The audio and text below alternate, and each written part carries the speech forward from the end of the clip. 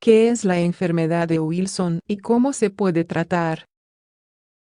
La enfermedad de Wilson es un trastorno genético poco frecuente que afecta el metabolismo del cobre. Lo que ocurre es que el material tiende a acumularse en ciertos órganos, como el hígado, los ojos y el cerebro. Cuando esto ocurre puede producir un daño severo en los mismos. Los síntomas de la enfermedad de Wilson suelen aparecer durante la infancia. Sin embargo, en muchas ocasiones es complejo llegar al diagnóstico. Por ello suele ser necesario realizar una serie de pruebas complementarias para conseguirlo. Además, si no se instaura un tratamiento adecuado, la patología puede ser mortal. Por ello, como en este artículo te explicamos todo lo que debes saber sobre la enfermedad de Wilson, cómo identificarla y por qué se produce. ¿En qué consiste la enfermedad de Wilson? La enfermedad de Wilson también recibe el nombre de degeneración hepatolenticular, tal como señala un estudio realizado en la Universidad Médica SUNY Upstate. Es un trastorno hereditario que provoca la acumulación de cobre en el organismo. El cobre es un mineral fundamental para que el cuerpo funcione de manera adecuada. Contribuye al desarrollo de los nervios, de los huesos, de la melanina e incluso del colágeno de la piel. Lo normal es que esté en una concentración equilibrada, ya que se absorbe de forma continua con la alimentación y se excreta con la bilis.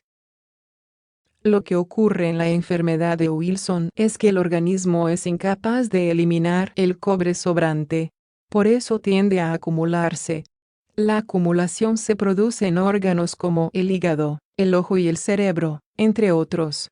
En ellos, cuando está en concentraciones elevadas, se convierte en un tóxico. Al tratarse de un trastorno genético, está presente desde la infancia. No obstante, el diagnóstico puede demorarse hasta la juventud. Según explica, la Wilson Disease Association, es una enfermedad poco frecuente. Se estima que afecta a 1 de cada 30.000 personas en todo el mundo. ¿Qué síntomas produce? Como hemos señalado en el apartado anterior, la enfermedad de Wilson está presente desde el nacimiento. Sin embargo, tal y como señala un artículo de Rare Diseases, los síntomas no suelen aparecer hasta la infancia o la adolescencia. Esto se debe a que se necesita un periodo de tiempo para que se produzca la acumulación del cobre. Muchos niños debutan entre los 6 y 7 años de edad con un fallo hepático. No obstante, los signos varían en función de cuál sea el órgano más afectado. Una de las manifestaciones más comunes es el malestar general con cansancio, dolor abdominal y falta de apetito. Es muy frecuente que aparezca ictericia. Consiste en la coloración amarillenta de la piel y de la parte blanca de los ojos. En los ojos suele haber un signo muy característico, llamado anillo de Kaiser-Fleischer. Es una especie de círculo de color marrón dorado en el iris por acumulación de cobre en él mismo. Las personas con enfermedad de Wilson también pueden tener síntomas por la afectación neurológica. Es usual que aparezca rigidez y dificultad para coordinar los movimientos. Algunos experimentan problemas a la hora de hablar y tragar. Causas y factores de riesgo. La enfermedad de Wilson es un trastorno genético. Se transmite mediante herencia autosómica recesiva. Esto significa que ambos padres deben tener el gen alterado para pasarlo a la descendencia. Además, existe un 25% de probabilidades de que el hijo exprese la enfermedad. Por lo tanto, el mayor factor de riesgo es que hay antecedentes familiares. Si algún familiar tiene la enfermedad, es posible que se soliciten pruebas genéticas en los niños para iniciar un tratamiento cuanto antes. El gen que se relaciona con la patología se encuentra en el brazo largo del cromosoma 13. Es un gen alterado, ATP7B, que codifica una de las proteínas encargadas de la eliminación del cobre con la bilis. Posibles complicaciones de la enfermedad de Wilson. La enfermedad de Wilson se asocia a numerosas complicaciones. De hecho, si no se trata es un trastorno potencialmente mortal. Los órganos se dañan de forma progresiva por el depósito de cobre. Por eso es común ver insuficiencia hepática y cirrosis. El hígado trata de reparar el daño producido por el cobre, pero acaba formándose un tejido cicatricial que impide que funcione de forma adecuada. El riñón también puede verse afectado, debido a que el cobre también se excreta por la orina. Esto conduce a una mayor formación de cálculos renales. A nivel sanguíneo, es frecuente que haya anemia e ictericia. No obstante, gran parte de las complicaciones graves de la enfermedad de Wilson son a nivel neurológico.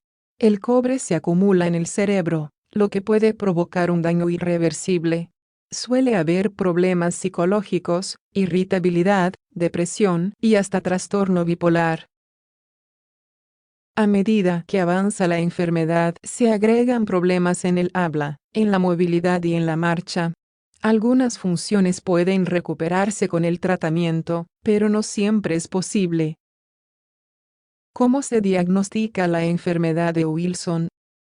Tal y como explican los especialistas de la Clínica Mayo, el diagnóstico de la enfermedad de Wilson resulta complicado en algunas situaciones. Esto se debe a que cursa de forma progresiva y con síntomas similares a otras patologías. Por ello suele ser necesario recurrir a una serie de pruebas complementarias. La primera a realizar es un análisis de sangre y de orina. Con ello se puede comprobar la concentración de cobre presente, así como el que se elimina por vía urinaria. El análisis genético es de gran utilidad si hay antecedentes familiares. Como hemos explicado en el apartado anterior, esto permite la identificación precoz para instaurar rápidamente el tratamiento. En algunos casos se requiere una biopsia de tejido hepático. Es una de las pruebas diagnósticas definitivas. El tejido se examina en el laboratorio para observar si hay un exceso de cobre. Por último, es importante destacar que, a veces, la enfermedad de Wilson se detecta gracias a un examen ocular. En una revisión oftalmológica es posible que se aprecien los anillos de Kaiser-Fleischer en el iris. Tratamientos disponibles.